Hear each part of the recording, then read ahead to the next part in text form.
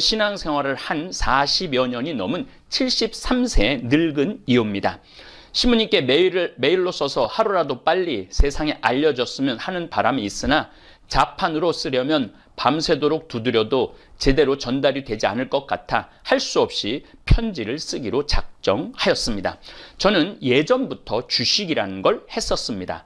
액수도 크지 않았고 소위 우량주에게 돈을 넣어놓고 어쩌다 열어보면 은행 이자를 웃도는 이익금이 붙어 이제껏 그렇게 살았습니다. 물론 용돈 정도 수준입니다. 그러나 제게 제가 넘어간다고 시장이 1차 때보다 더 무섭게 붕괴된다는 말을 듣고 인버스라고 지수와 거꾸로 가는 ETF, 이것도 다 처음 듣는 얘기예요. 저 지금 ETF에 투자하여 손실을 보았습니다. 그런데 주식시장은 1차 팬데믹 이후 쉼 없이 오르기만 하는 겁니다. 그래서 이건 할 수 없는 거구나 하고 정리를 하고 어떤 조직에 들어가야지 내 개인의 판단으로 행동할 수 없다고 생각했습니다. 소위 그쪽에 관심을 두기만 하고 유튜브에 수십 개의 리빙방들이 뜹니다. 막강한 와우넷부터 시작하여 그러나 그 어느 곳에든 발을 딛는 순간 순식간에 어둠의 세력이 달려듭니다. 나는 당하지 않을 거야 자만하는 순간 당하게 됩니다. 탐욕과 교만에 빠진 순간을 그들은 호시탐탐 노리고 있다가 치고 들어온 것이지요. 참, 요즘은 개인들이 주식 공부를 제대로 해서 수익률이 좋다고 하지만은 계속 샀다 팔았다 하면 95%는 결국 빈손으로 나온다고 합니다. 이때부터는 주식 투자가 아니라 노름이 되고 돈의 노예가 되어 자유로운 삶이 없어집니다. 집안을 빚더미에 올려놓고 집안을 파탄, 이혼, 온 가족을 아주 정말 분열시키는 악의 소굴로 끌고 가는 게 주식입니다. 하나 벌어서 하나 쓰고 둘 벌어서 하나 쓰고 하나 저축하면 인생이 자유로운데 그렇지 못한 것이 주식 투자입니다. 저같이 주식 투자를 안 하는 사람은 공부할 시간이 많습니다. 저는 주식도 안 들여다보지만은 텔레비 뉴스도 안 봅니다. 요즘 하루에 10만 명의 젊은이들이 주식 계좌를 만들고 아무것도 없는 사람은 자산이 없는 사람은 벼락 거지가 되었다고 하는데 젊은이들이 얼마나 좌절과 절망에 빠지겠습니까? 특히 내 강의를 듣는 대부분의 청중들이 내 주 고객층이 6, 7, 8, 90대예요.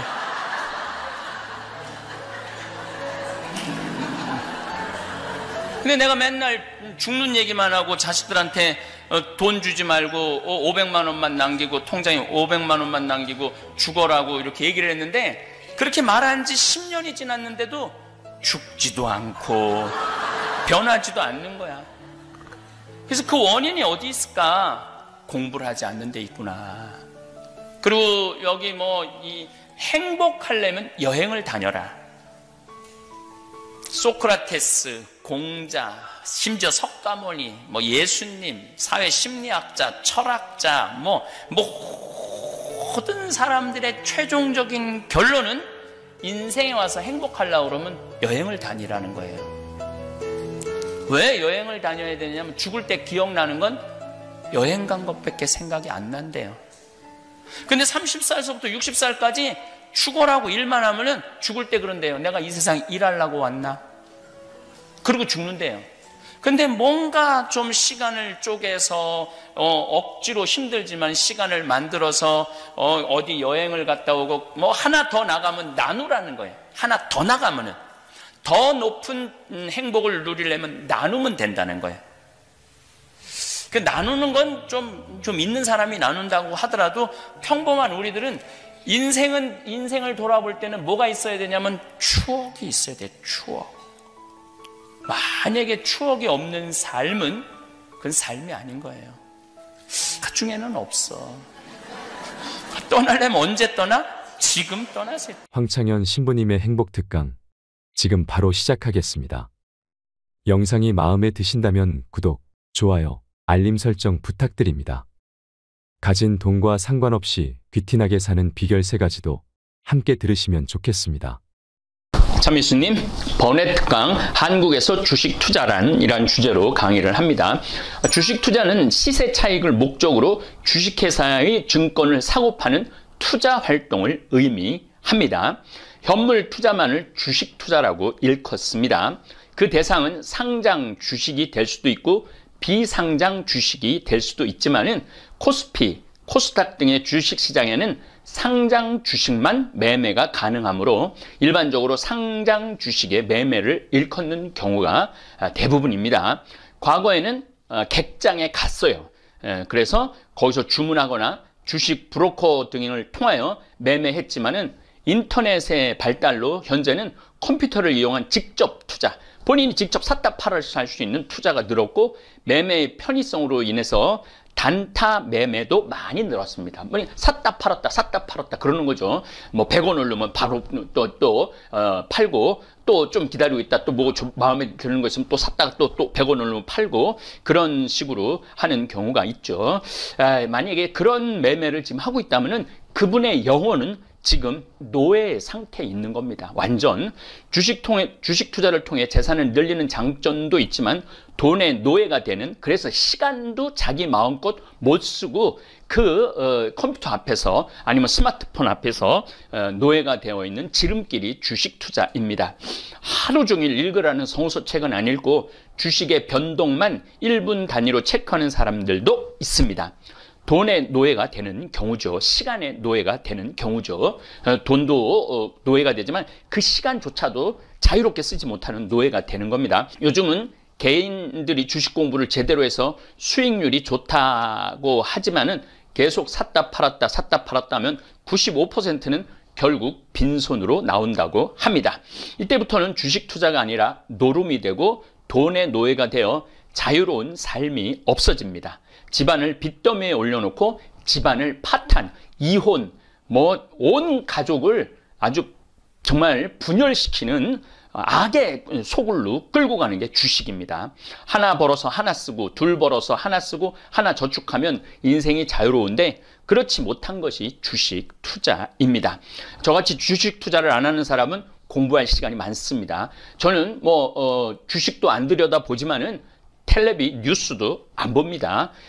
그러다 보니까 성경 공부, 중국, 일본, 미국의 이해, 그리고 아프리카 공부, 또 인류 역사 공부, 철학서적, 신학서적, 성서서적 읽다 보면은 지식의 풍요가 주는 선물은 엄청나게 안정적이고 기쁨을 누릴 수가 있습니다. 다볼 사이버 22만 교우들과 실질적 경험을 나누고자 하는 편지가 있어 저도 몰랐던 세계가 있어 여러분에게 공유하고 싶습니다. 잘 들어보시고 참조 부탁합니다. 아울러 101살 되신 김형석 교수님의 이야기도 나누고 싶습니다. 황창현 신부님께 일주일 전 쓴 편지를 붙이지 못하고 그냥 접으려고 했습니다.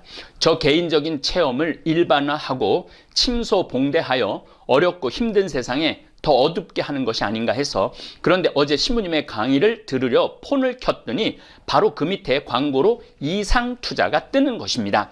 제 광고가 제가 선택할 수 있는 게 아니에요. 구글에서 제 광고 내용 이렇게 우리가 선정적인 거 이런 거 다 선택하거든요. 그런데 이제 일반 걸로 하기 때문에 아마 그 투자 광고가 떴던 모양인 것 같아요. 잘못 버튼이라도 누르면 바로 어둠의 표적이 되는 것인데, 저 이거 몰랐어요. 오늘 이 강의 들으시는 분들은 절대 저는 주식 투자를 권고하는 사람은 절대 아닙니다.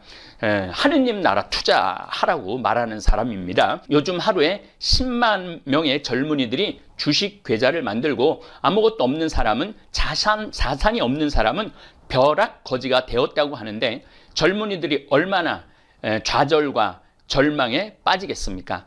우리 신부님 긍정적이고 희망을 주고 늘 밝게 웃으셔서 저희 자식들도 신부님을 가장 좋아합니다. 신부님이 가지신 빛으로 어둠에 떨어지고 있는 어린 양들, 탐욕에 빠져 눈과 귀가 막혀 있는 불쌍한 저희들에게 빛을 밝혀주시길 바랍니다. 제가 그 광고문을 보는 순간 어둠이 빛 바로 뒤에 도사리고 있구나 느꼈습니다. 참 제가 처음에 어둠의 첫 발을 디딘 것이 이상투자 그룹이었습니다. 신부님 강의는 노아의 홍수였습니다. 2021년 1월 9일 날 이 편지를 저한테 보내주셨어요. 그래서 제가 쭉 읽어보고 이 정말 내용이 너무 좋아갖고 직접 경험한 분의 체험을 나누는 게 좋겠다 싶어서 지금 읽어드리겠습니다. 황창현 신부님께 참미예수님, 저희들을 주님께로 이끌어 주시기에 온 마음과 정성을 다하여 유튜브로 열심히 방송해 주시는 신부님께 주님의 축복이 늘 함께 하시기를 기도드립니다. 저는 신앙생활을 한 40여 년이 넘은 73세 늙은 이호입니다. 신부님께 메일로 써서 하루라도 빨리 세상에 알려졌으면 하는 바람이 있으나 자판으로 쓰려면 밤새도록 두드려도 제대로 전달이 되지 않을 것 같아 할 수 없이 편지를 쓰기로 작정하였습니다. 저는 예전부터 주식이라는 걸 했었습니다. 액수도 크지 않았고 소위 우량주에게 돈을 넣어놓고 어쩌다 열어보면 은행 이자를 웃도는 이익금이 붙어 이제껏 그렇게 살았습니다. 물론 용돈 정도 수준입니다. 그러나 제게 제가 넘어간다고 주식시장이 팬데믹이 본격화하기 전에 미래경제학자 최윤식과 서강대 교수 김영익과 그와 함께 일하는 강형보라는 사람들의 책과 강의를 듣고 1차 팬데믹 온 후 2차, 3차 팬데믹이 와서 시장이 1차 때보다 더 무섭게 붕괴된다는 말을 듣고 인버스라고 지수와 거꾸로 가는 ETF, 이것도 다 처음 듣는 얘기예요. 저 지금 ETF에 투자하여 손실을 보았습니다. 그런데 주식시장은 1차 팬데믹 이후 쉼 없이 오르기만 하는 겁니다. 그래서 이건 할 수 없는 거구나 하고 정리를 하고 어떤 조직에 들어가야지 내 개인의 판단으로 행동할 수 없다고 생각했습니다. 소위 그쪽에 관심을 두기만 하고 유튜브에 수십 개의 리빙방들이 뜹니다.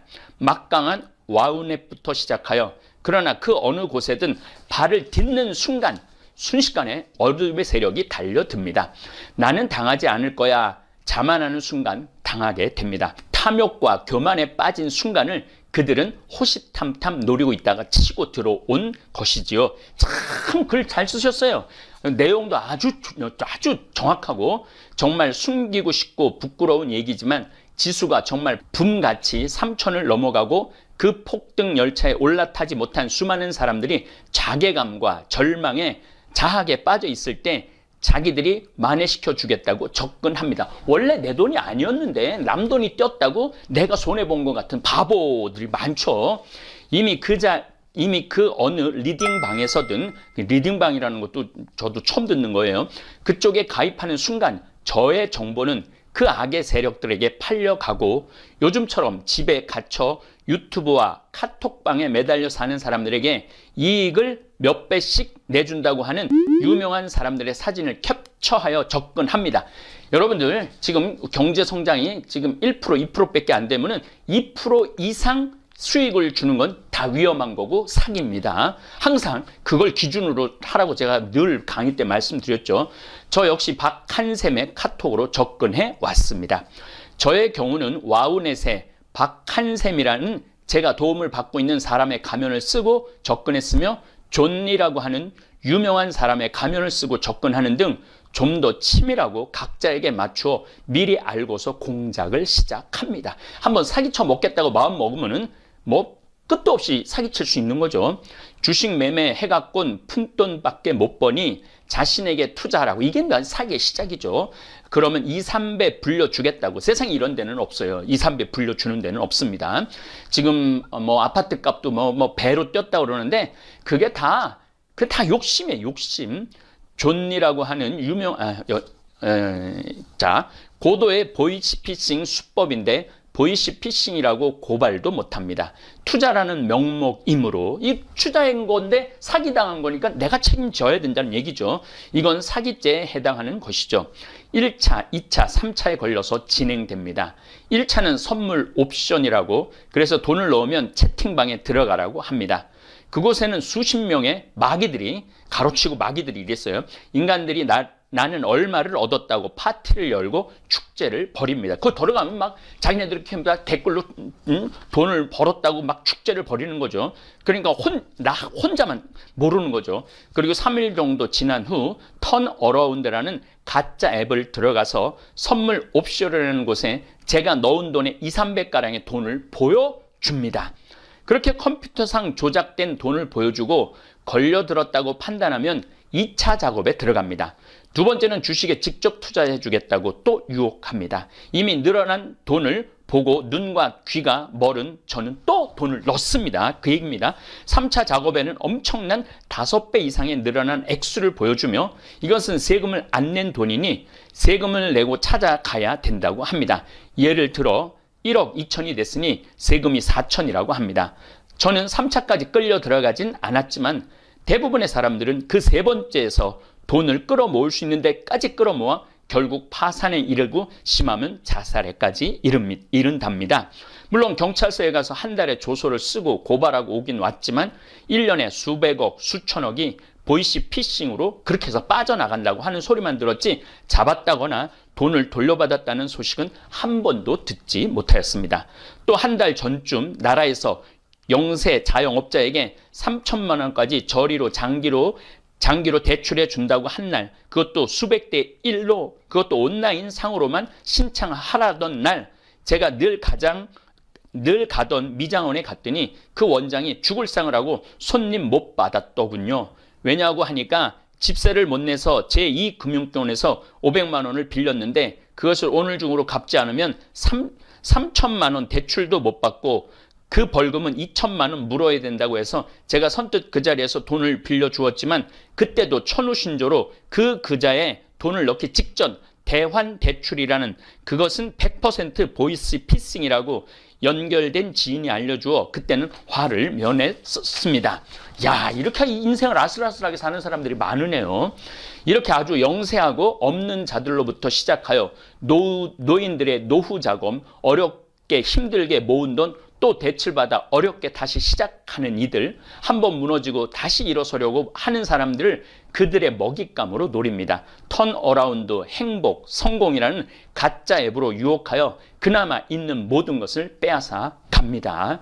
우리 다볼사이버 교우들은 지난 1월 10일부터 1월 22일까지 잠비아에 빵 보내주겠다고 12일 만에 1억 200만 원을 모아서 보내주셨습니다. 그게 제가 보기에는 인생의 제대로 된 투자예요. 후회하지 않는 투자고, 우리 김종용 신부님께서 이제 다음 주에 이제 들어가시면은 그 프로그램을 만들어서 아이들 정글에서 하루 종일 아무것도 안 하고 있거든요. 그러면 이제 오전에 한 2시간 정도 수업, 10시부터 12시까지 수업하고 수업받은 아이들은 빵을 나눠준다고 그런 계획을 이제 다 동영상으로 보여주실 겁니다. 아마 우리 다볼사이버 교우들은 그 장면을 보고 굉장히 행복, 그 다음에 자긍심이 생길 거라고 생각을 합니다. 이렇게 주식 투자하고 돈 날리면은 이 상실감이 굉장하죠. 수십억, 수백억을 가진 사람들은 각 금융회사에서 따로 자산관리라는 것을 받아 안전하게 그들의 부를 키워주죠. 최소한 3억 이상, 5억 이상 예치해야 특별관리를 받게 되고 10억 이상은 되어야 VIP 대접을 받죠. 물론 그에 상응하는 수수료를 냅니다만, 그러니 어둠의 세력들의 타깃이 되는 사람들은 사회적 약자들입니다. 저의 치부를 이렇게 샅샅이 공개하는 것은 서울 아파트값이 2년 전에 비해 딱 2배가 올랐습니다. 주식시장은 작년 3월에 1,800에서 오늘 3,100을 넘었습니다. 세상이 이렇게 돌아가니 사람들이 미치지 않겠습니까? 그러나 그건 다 있는 사람들의 얘기인데 저 자신을 포함해서 대부분 사람들, 특히 젊은이들, 그 마지막 부의 열차에 타보려고 영혼까지 빚을 낸다 합니다. 그것이 나락으로 떨어지는 죽음의 열차인데, 신부님, 영성은, 신앙은 생명입니다만 이 세상에 발을 딛고 사는 한 돈도 피할 수 없는 악이며 결코 인간인 이상 오욕에서 자유롭지 못한 죄인입니다만, 길 잃은 불쌍한 양들이 피눈물을 흘리며 삶과 생명을 포기하지 않도록 꼭 신부님의 강의에서 거짓의 아비에게 속지 말라고 깨우쳐 주십시오. 한동안 저는 성모님의 도우심으로 독사의 아가리 앞까지 갔다가 되살아왔다고 생각합니다. 거대한 악의 실체에 맞닥뜨렸다니, 그들의 먹잇감이 되었다니 생각하니 무섭고 두려워서 밥도 못 먹고 잠도 못 자고 심장이 떨려서 약간 돌아버린 것 같았습니다. 아주 글도 잘 쓰세요. 70살이 넘으셨다 그러는데, 근데 제가 이제 우리 직원들한테 타이프로 쳐달라고 부탁을 했습니다. 그런데 바로 그때 나다 두려워하지 마라를 김웅렬 신부님께서 사복음서를 다 찾아 읽고 비교하라는 숙제를 내주셨고, 또 다른 신부님의 강의에서도 제가 30여 년 전 상지의 집 피정에서 뽑은 말씀 사탕, 너는 내가 지명하여 불렀으니 내 사람이다, 이사야 43장, 내가 어디에 가든 어디에서든 내가 너의 발끝 하나도 다치지 않겠다 하겠다는 주님의 말씀으로 다시 살아났습니다. 그들 어둠의 세력은 11월 2일부터 시작하여 거의 2달 동안 끈질기고 집요하고 교활하고 관악하게 저를 공격했습니다. 3,300까지 올라갔다가 지금 3,000 밑으로 떨어졌다고 인터넷에서 제가 확인하고 지금 올라온 시간입니다. 더 기가 막힌 것은 제가 처음으로 박한샘이라는 사람의 도움으로 200여만 원의 수익을 내서 박샘으로 착각하고 고맙습니다 하고 200만 원을 첫 수확이라고 안나의 집 김하종 신부님께 감사 미스가 예물로 바치고 왔다고 한 날에 잘했다고 칭찬해주고 그 다음 날에 본격 작업에 들어갔다는데 더 소름이 돋았습니다. 돈을 받아간 구자가 주 천안 바다 하지라는 곳인데, 천안은 신생기업들, 그래서 외국인 노동자들이 많이 일하고 벤처기업들이 많은 곳으로 알고 있습니다만, 엊그제 오랜 친구인 교우한테서 전화가 왔는데 피땀 흘려 세운 어린 신생기업들이 코로나로 어려움을 겪고 있는데 어떤 세력들에게 자금난에 빠져있는 그런 작은 기업들을 빼앗긴다는 전화를 받았습니다. 그 집은 자금들을 모아 2차, 3차로 악의 세력을 확장해가고 우리의 영혼들의 악이, 분노, 절망, 파멸로 몰아가는 것이 아닌지요. 신부님, 양들의 영혼을 지켜주십시오. 주님의 빛이 우리 황창현 신부님께 늘 함께하기를 기도드립니다 하고, 이렇게 제가 이름은 안 부르겠습니다. 워낙 내용이 너무너무 좋은 내용이라 여러분들 쓸데없는 데다가 시간 해갖고 매 순간 카톡으로 주식이 얼마 올라갔나 그냥 밥 먹다가도 확인하고, 누워서 일어나서도 확인하고, 자다가도 일어나서 확인하고, 그게 노예예요, 노예. 그러니까 그 귀한 시간을 그렇게 버리지 말라는 겁니다. 다볼사이버 찬양, 성당, 미사, 강의, 노래, 이것만 해도 여러분들이 충분히 풍요롭게 살 수 있습니다. 김영석 교수님, 이 김영석 교수님이 제 아련한 기억으로 제 논문지도 교수했던 기억, 제가 그때 신학생 때 부제 때 했던 거라, 근데 그분인 것 같아요. 100년 살아보니 알겠다. 절대 행복할 수 없는 두 부류. 이제 이 백성호라는 기자가 이걸 했는데 아주 너무너무 재밌는 내용이라 여러분들 읽어드리겠습니다. 김형석 연세대 철학과 명예교수는 올해 102살이 되었습니다. 다들 100세 시대라지만 지금 100세를 넘긴 사람은 그리 많지 않습니다. 그래서 다소 조심스러웠습니다. 코로나 시국에다가 연세가 있으셔서 혹시라도 싶어 인터뷰 자리가 걱정되더군요. 이달 초 커피숍에서 만난 김 교수는 의외로 의연했습니다. 뭐랄까요, 1세기를 송두리째 관통한 사람의 굵직한 시선이 느껴졌습니다. 삶에 대한 깊은 관조와 함께 말입니다. 지난 인터뷰에서 이 시대의 진보와 보수를 다루었습니다. 이번에는 그에게 행복이란 두 글자를 물었습니다. 모든 이의 삶에서 화두가 되는 키워드이니까요. 100년 넘게 살아봤더니 다른 게 행복이 아니더라, 바로 이게 행복이더라, 그런 식의 답을 기대하면서 말합니다. 다들 찾습니다. 행복 어떻게 하면 찾을 수 있습니까? 이제 김용석 교수님 얘기에 지금껏 살아보니 알겠더군요. 아무리 행복해지고 싶어도 행복해지기 힘든 사람들이 있습니다. 행복하고 싶은데 행복해질 수 없는 사람들, 그들이 누구입니까? 크게 보면 두 부류입니다. 우선 정신적 가치를 모르는 사람입니다. 굉장히 중요한 말씀을 하셨어요. 여러분들, 예수님이 진리가 너희를 자유롭게 하리라, 나는 길이요 진리요 생명이다 라고 말한 예수님 말씀, 진리가 너희를 자유롭게 하리라. 그러니까 진리를 아는 사람은 굉장한 자유를 누립니다. 그 얘기를 하시는 거죠. 왜냐하면 물질적 가치가 행복을 가져다 주진 않으니까요. 가령 복권에 당첨된 사람이 있어요. 그 사람이 과연 행복하게 살까요? 그렇지 않습니다. 정신적 가치를 모르는 사람이 많은 물건을 가지게 되면 오히려 불행해지고 말더군요. 그러니까 저도 지금 요즘 올해 2021년에 강의 주제가 비움의 영성이에요. 비울 때 자유를 얻고 비울 때 하느님께서는 소중한 걸로 채워주는 겁니다. 내가 주머니에 막 주식도 채우고 집값도 채우려고 이렇게 막 채우려고 하는 사람 영혼을 보면요, 결코 그런 분들 자유롭지 못합니다. 돈이나 권력 혹은 명예를 쫓는 사람도 많습니다. 그들은 거기서 행복을 찾습니다. 솔직히 거기서 행복을 찾기는 어렵습니다. 이 김영석 교수님입니다. 왜 그럴까요? 거기에는 만족이 없습니다. 돈과 권력욕, 명예욕은 기본적으로 소유욕입니다. 그건 가지면 가질수록 더 목이 마릅니다. 가지면 가질수록 더 배가 고픕니다. 그래서 항상 허기진 채로 살아가야 합니다. 행복하려면 꼭 필요한 조건이 하나 있습니다. 그것은 만족입니다.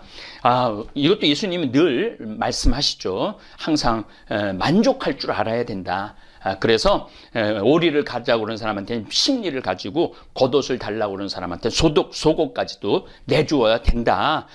이게 다 비움의 영성이에요. 비움의 영성. 만족을 하려면 어떻게 해야 됩니까? 정신적 가치가 있는 사람은 만족을 합니다. 그런 사람들이 행복한 삶을 살더군요. 정신적 가치를 모르는 사람이 명예나 권력이나 재산을 거머쥘 때도 있습니다. 그런데 결국 불행해지더군요. 명예와 권력, 재산으로 인해 오히려 불행해지고 말더군요. 지금 우리 주위에도 그런 사람들은 많이 있습니다. 높은 자리까지 올라갔다가 일순간에 떨어지는 사람들 많이 우리가 볼 수 있죠. 인터뷰를 하면서 실감했습니다. 김영석 교수의 메시지는 참 묘한 매력이 있더군요. 언뜻 들으면 누구나 할 수 있는 말처럼 들립니다. 너무나 당연한 말입니다. 그런데 행간을 곰곰이 씹다 보면 확 달라집니다. 씹으면 씹을수록 진한 국물이 우러납니다. 그건 100년의 삶, 100년의 안목으로 우려낸 삶에 대한 묵직한 통찰이겠죠. 정신적 가치를 추구하라는 거 참 중요한 얘기 같아요. 행복하고 싶은데 행복할 수 없는 삶, 그건 정말 비극입니다. 그런데 우리만 모르고 있는 걸까요? 내가 바로 그 비극의 주인공일 수 있음을 말입니다. 주식 투자에 목숨을 거는 분들, 일확천금 노리는 분들, 그런 분들이 결국은 넘어지게 돼 있고 떨어지게 돼 있죠. 그래서 두 번째 부류를 물었습니다. 건너고 싶어도 행복의 강을 건너지 못하는 사람들, 그게 누구인지 말입니다. 두 번째는 이기주의자들입니다. 그들은 절대로 행복할 수가 없습니다. 제가 잠비아 봉사활동 7년을 다니면서 우리 치과의사 선생님들, 안과의사 선생님들, 그리고 대학생들, 중고등학생들 이렇게 함께 7년을 다녀봤는데, 거기서 그 가난한 이들한테 내가 뭔가 나눠줄 수 있다라는 거, 함께 한다라는 거, 그들이 누리는 행복은 상상도 할 수 없을 만큼 크다는 걸 제가 많이 느낍니다. 그리고 지금도 끊임없이 함께 빨리 가자고, 그건 뭐 돈 생기는 일도 아니고 내 돈 들이는 일인데도 불구하고 1년에 버킷리스트 중에 첫 번째, 내가 해보고 싶은 일 중에 첫 번째 일 중에 하나가 소망이라고 그러는 분들도 굉장히 많습니다. 뜻밖의 진단이었습니다. 다들 자신을 챙깁니다. 나 자신을 챙기고 내 이익을 챙깁니다. 그걸 위해서 삽니다. 왜냐고요? 그래야 내가 행복해지니까요. 그런데 김형석 교수는 이기주의와 행복은 공존할 수 없다고 못 박았습니다. 이기주의와 행복, 왜 공존이 불가능합니까? 이제 기자가 물었죠. 우리 김형석 교수님이 이기주의자는 자신만을 위해 삽니다. 그래서 인격을 못 가집니다. 이거 굉장히 정말 철학적인 지금 표현을 쓰고 계신 거예요. 인격이 뭔가요? 그건 인간관계에서 나오는 선한 가치입니다. 이기주의자는 그걸 갖추기가 어렵습니다. 그런데 인격의 크기가 결국 자기 그릇의 크기입니다. 그 그릇의 행복을 담는 것입니다. 이기주의자는 그릇이 작게 담을 수 있는 행복도 작을 수밖에 없습니다. 맞죠? 내가 많이 비우면 비울수록, 내 그릇을 많이 비울수록, 내 주머니를 많이 비울수록 행복은 주워 담을 수 있는 것이죠. 그 대표적인 예가 지금 여러분들하고 다볼사이버 성당을 운영하는 저라고 생각을 합니다. 이 말 끝에 김영석 교수는 자신의 경험담을 하나 꺼냈습니다. 감동적인 얘기입니다. 제가 연세대 교수로 갈 때 몹시 가난했어요. 고생도 많이 했습니다. 그래서 학교에서 월급이 오르거나 보너스가 나오면 무척 좋아했습니다.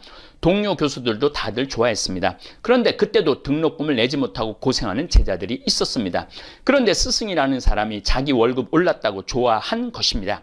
그건 교육자의 도리가 아니지요. 그 생각을 하면 지금도 미안하고 부끄럽습니다. 행복하지 않습니다. 무슨 말인가 하면 행복은 공동체 의식이지 단독자인 나만을 위한 게 행복이 아니더군요. 김 교수는 자기가 먼저 큰 그릇이 되어야 큰 행복을 담을 수 있다고 강조했습니다. 예, 제가 지금 이 유튜브 수익으로 1원도 안 건드리고 지금 한 1억 원 벌써 나무 심는데 보냈고, 우리 김종용 프란치스코 신부님한테 그 통장 그 수익 들어오는 걸 보여주면서 이 씨도 많이 하고 나무 많이 심어갖고 경제름으로 만들어서 거기에 있는 사람들한테 희망을 주자고, 그리고 이렇게 우리 유튜브 구독자님들이 그렇게 많이 봐주시고 또 수익이 한 달에 막 2천만 원씩 들어오는 걸 보고 김종용 신부님이 희망의 빛을 보는 것 같더라고요. 그래서 굉장히 그 현신규 박사님의 그 나무 그 책도 다 읽으면서 자기가 생각하지 못했던 많은 부분들을 지금 배우고 있다고, 그래서 지금 같이 있는 시간이 너무 즐겁습니다.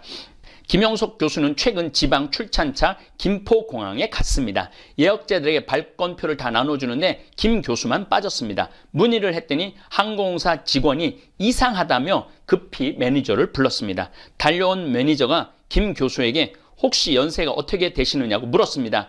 알고 보니 컴퓨터상의 나이가 1살이라고 떴습니다. 1920년생이신 김 교수는 올해 만으로 101살이십니다. 컴퓨터가 2자리 숫자만 읽게끔 설정되어 있었던 것입니다. 지금까지 대한민국 비행기만 930번 이상 탔어요. 그런데 직원이 보니 1살짜리가 930번 비행기를 탄 겁니다. 사람들이 종종 물어요. 올해 나이가 어떻게 되느냐고. 이상하죠? 저도 나이 생각이 없어져요. 내 나이 같기도 하고 아닌 것 같기도 하고, 1살이라고 하니 올해는 인생을 새로 시작하는 기분으로 살려고 합니다. 웃으시면서 이렇게 자기는 이제 1살이라고, 참 멋있는 말 같아요. 100세 시대라고 합니다. 다들 100세 인생을 기대합니다. 중요한 이야기입니다. 내가 연세대 교수로 처음 갈 때 30대 중반이었어요.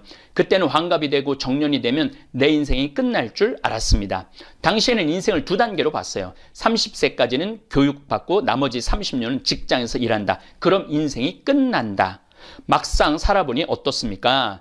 그게 아니었어요. 가장 일을 많이 하고 행복한 건 60세부터였어요. 저는 지금 57인데도 이렇게 행복하고 즐겁고 좋은데 우리 김영석 교수님은 60세부터가 행복했다고 그래요. 내가 살아보니까 그랬습니다. 글도 더 잘 쓰게 되고 사상도 올라가게 되고 존경도 받게 되더군요. 사과나무를 키우면 제일 소중한 시기가 언제일까요? 열매 맺을 때입니다. 그게 60세부터입니다. 나는 늘 말합니다. 인생 사회적 가치는 60부터 온다. 그럼 60대 이후 어떻게 됩니까? 60을 넘어 90까지는 행복하게 살 수 있습니다. 사회적 열매를 맺을 수 있습니다. 그럼 90 이후에는 어떻게 되느냐? 되는 사람도 있고 안 되는 사람도 있더군요. 주로 건강 때문입니다. 의사들 이야기를 들어보면 혈압, 당뇨, 치매는 주로 60세 이후에 찾아옵니다. 그거를 6, 7, 80세가 돼서 관리하려고 하니까 힘이 듭니다. 그러니까 50세부터 잘 관리하면 됩니다. 그럼 90까지 다 간다고 합니다. 저는 이 글을 읽어보고 내가 이제 57인데 많은 분들이 내가 이제까지 해놓은 일이 굉장히 많다고 그랬는데 난 아직 시작한 것도 아닌가 이런 생각을 김 교수님의 글을 읽으면서 반성해 봤어요. 그리고 또한 희망도 가져봤습니다. 90세까지는 행복하고 보람 있게 살 수 있습니다. 의술이 발전하니까 4, 50년 후에는 100세까지도 다들 행복하게 살 수 있겠지요. 대화를 나눌수록 놀랍습니다. 김영석 교수는 지팡이를 짚지 않습니다. 제가 놀란 건 육체적 건강 때문만이 아닙니다. 100세 넘은 연세에도 정신력과 기억력, 사고력과 판단력이 놀랍습니다. 유연하고 열린 사고 역시 젊은이들 못지 않습니다. 100세의 건강 못지않게 100세의 정신도 궁금하더군요. 100세까지 건강하고 행복하게 살려면 무엇이 가장 중요합니까? 사람은 항상 공부를 해야 합니다. 참 저하고 똑같은 생각 가지고 있죠. 뭐든지 배워야 합니다. 그렇지 않으면 정신이 늙어버립니다. 사람들은 몸이 늙으면 정신이 따라 늙는다고 생각합니다. 그게 아닙니다. 자기 노력에 따라 정신은 늙지 않습니다. 그때는 몸이 정신을 따라 옵니다. 예, 그런 것 같아요. 그때는 퇴직하고 한참이나 지난 뒤입니다. 공부를 어떻게 하면 됩니까? 강연차 지방에 갈 일이 종종 있습니다. 그럼 거기서 지방 유지들을 만납니다. 장관 지낸 사람, 교수 지낸 사람들도 만납니다. 이야기를 해보면 다들 나보다 정신이 늙어 있습니다. 왜 그럴까 가만히 생각해 봤습니다.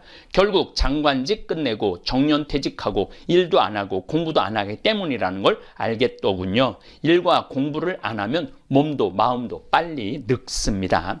일과 공부는 구체적으로 어떻게 합니까? 꼭 직업을 말하는 게 아닙니다. 요즘 우리 직원들, 우리 김영복 리카르도 신부님한테 캘리그라프 글씨 쓰는 거 퇴근하고 하는데 한 2시간씩 그 공부를 하는데 너무 좋아하더라고요. 그림 그리는 공부도 하는데 직원이 한 6, 7이 행복하게 하는 모습을 보면서 역시 공부가 우리한테 행복을 가져다 주는구나 이런 생각을 합니다. 공부가 따로 있나요? 독서하는 거죠. 취미 활동하는 거고요. 취미도 일 가운데 하나입니다.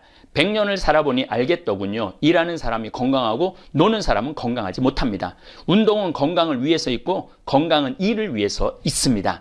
내 친구 중에 누가 가장 건강하냐? 같은 나이에 일이나 독서를 제일 많이 하는 사람이 가장 건강합니다. 맞습니다. 책 읽고 또 누죽벌산하고 청국장 가루 먹고 그다음에 성경 특강 듣고 이런 분들이 건강해지는 거죠. 그리고 또 빵 참여에 도와주고 또 일의 우리밀 내일 또 이제 우리 그거 할 건데 거기 일의 우리밀에 또 함께 하고 이러는 사람들이 건강한 것 같아요. 인터뷰를 마치고 나오자 겨울 공기가 상쾌했습니다. 참 값지다는 생각이 들더군요. 100세의 언덕에서 우리들 각자에게 던져주는 지혜의 알갱이들이 말입니다. 누구에게는 30년 뒤, 누구에게는 50년 뒤, 또 누구에게는 70년 뒤가 되겠지만 말입니다.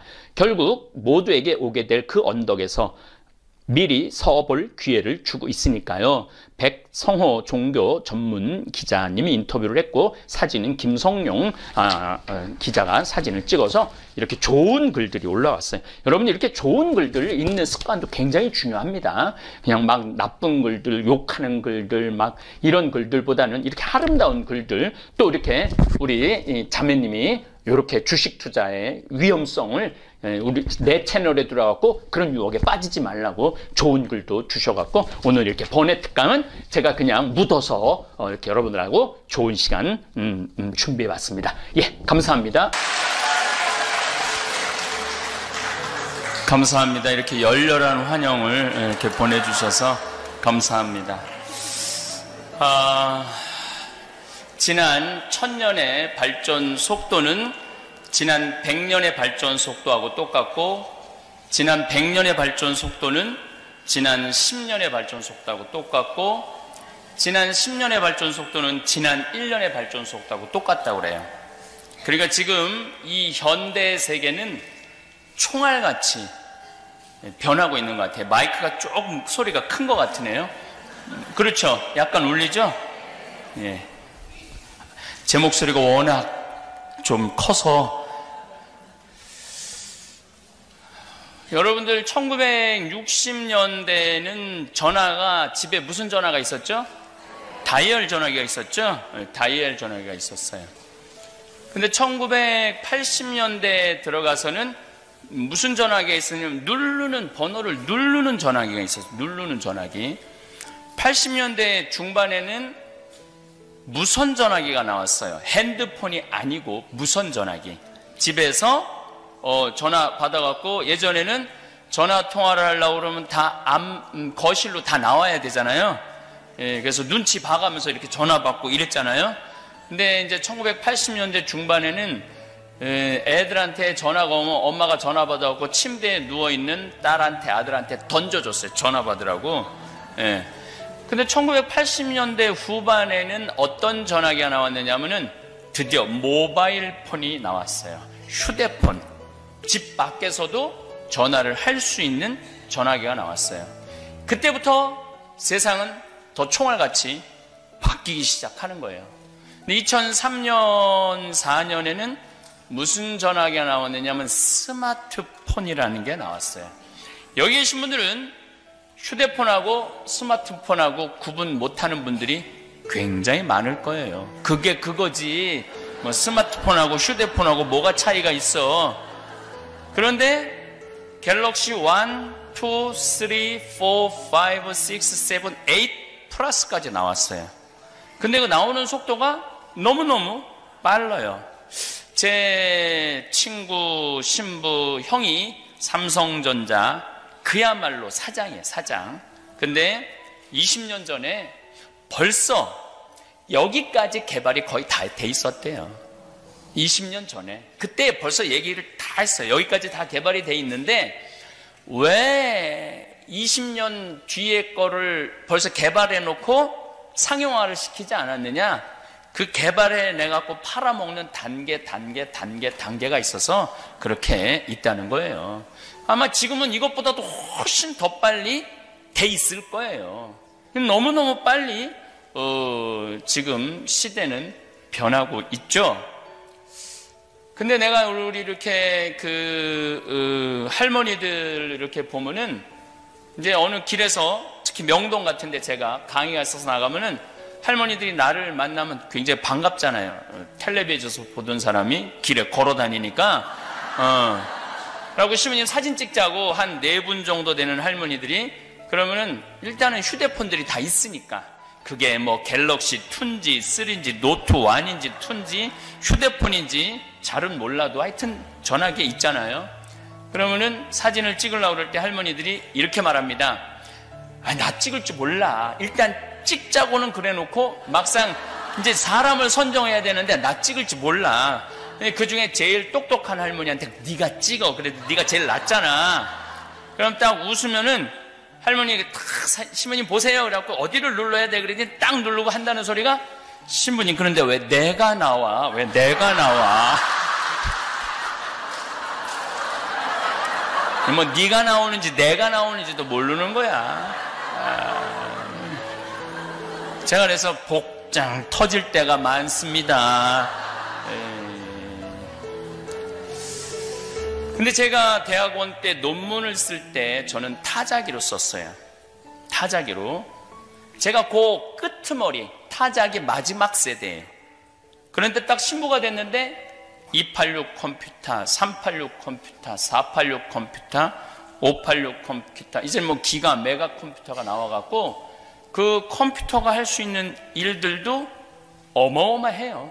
내가 3시에 여러분들한테 동영상을 보여드릴 텐데 제가 이번에 아프리카의 1000만평 부지에 이코시티를 건설을 해요. 1000만평이면은 여의도 11배. 여의도 11배에다가 건물을 짓는데 어디가 내 땅인 줄 알고 어디에다 건물을 져. 측량을 하려고 그러면 옛날에는 뭐 한 50m, 100m는 측량 기계로 측량할 수 있잖아요. 근데 이건 5km, 7km, 8km 그것도 숲이 꽉 차 있는데 어느 지점에다가 해야 되는지 측량할 길이 없잖아요. 그런데 건축 도시공학 교수가 이번에 측량을 어떻게 했느냐면 드론을 띄웠어요.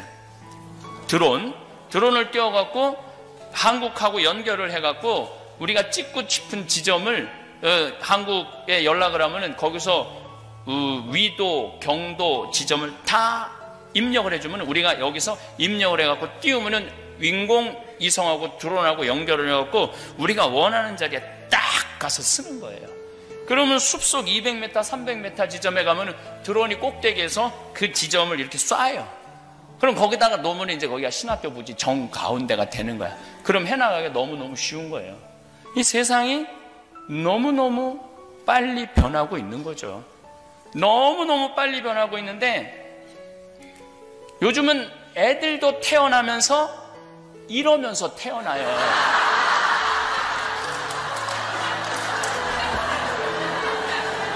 애들도 이러면서 태어나는데 누구만 안 변하느냐 하면 내 나이 50대 후반부터 60대, 70대, 80대는 안 변해요.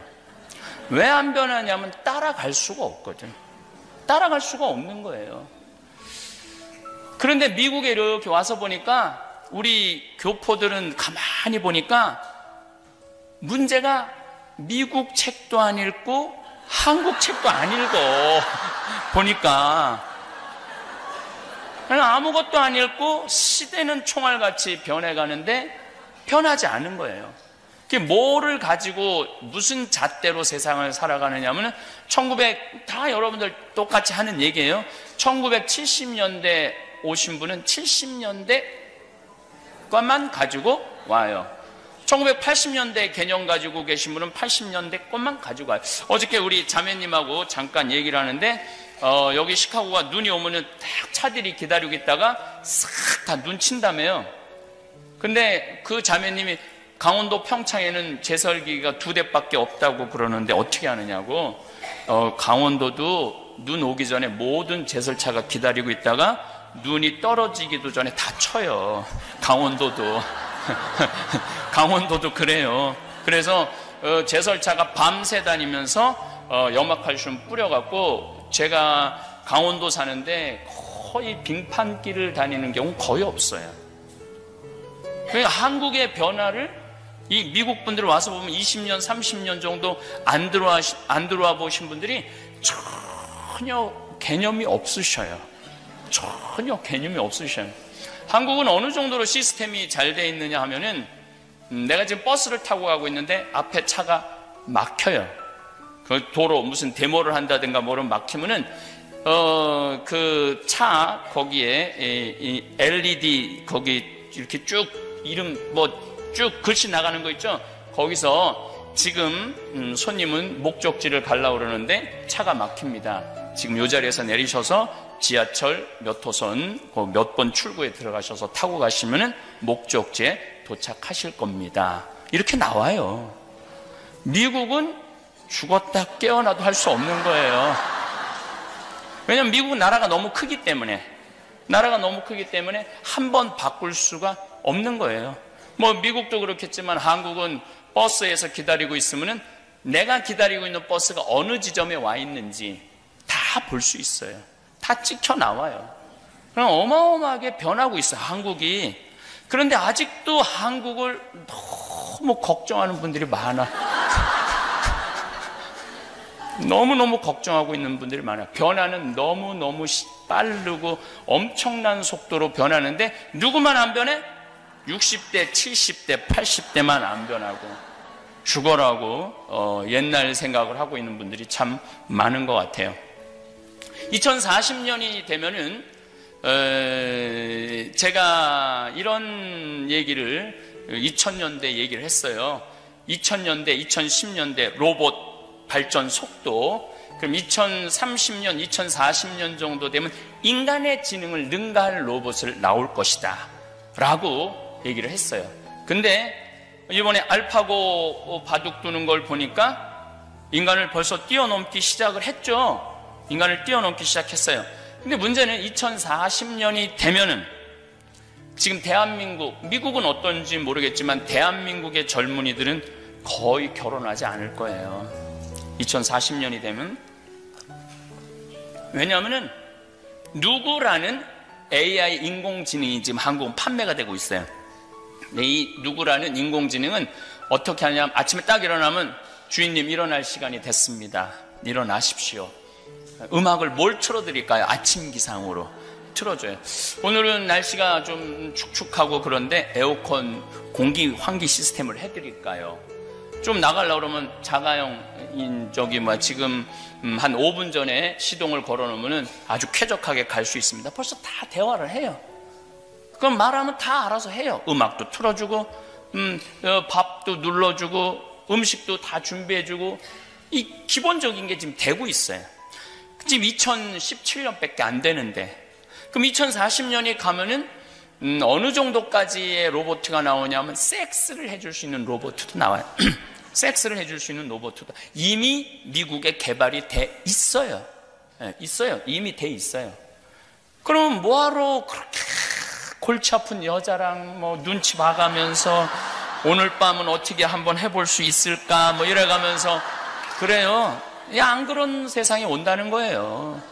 그리고 대화 다 되고 문제 해결 다 해주는 로봇가 있으니까. 근데 이거는 문제도 아니에요. 뭐가 문제가 되느냐 하면은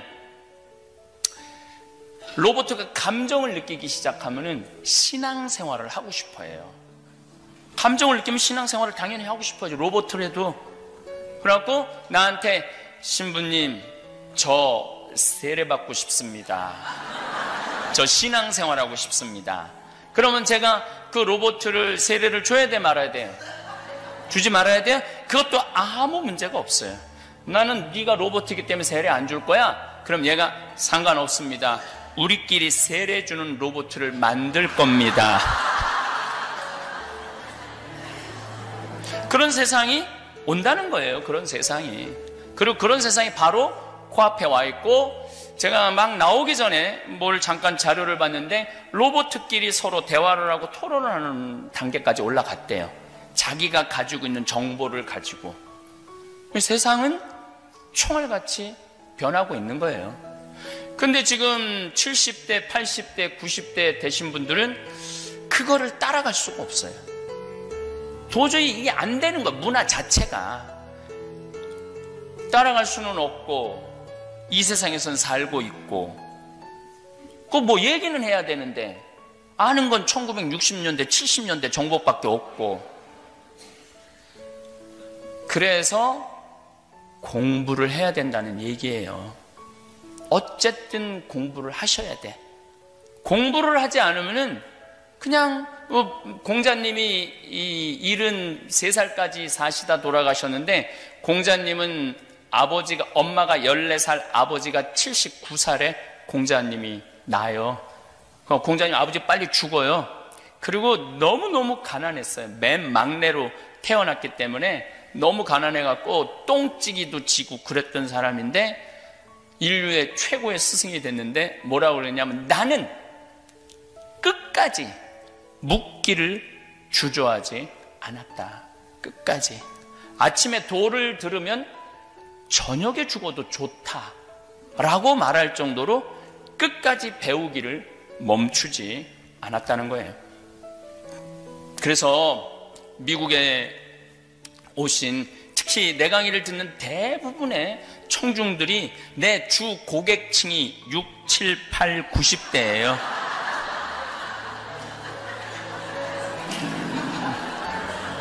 근데 내가 맨날 죽는 얘기만 하고 자식들한테 돈 주지 말고 500만 원만 남기고, 통장에 500만 원만 남기고 죽어라고 이렇게 얘기를 했는데, 그렇게 말한 지 10년이 지났는데도 죽지도 않고 변하지도 않는 거야.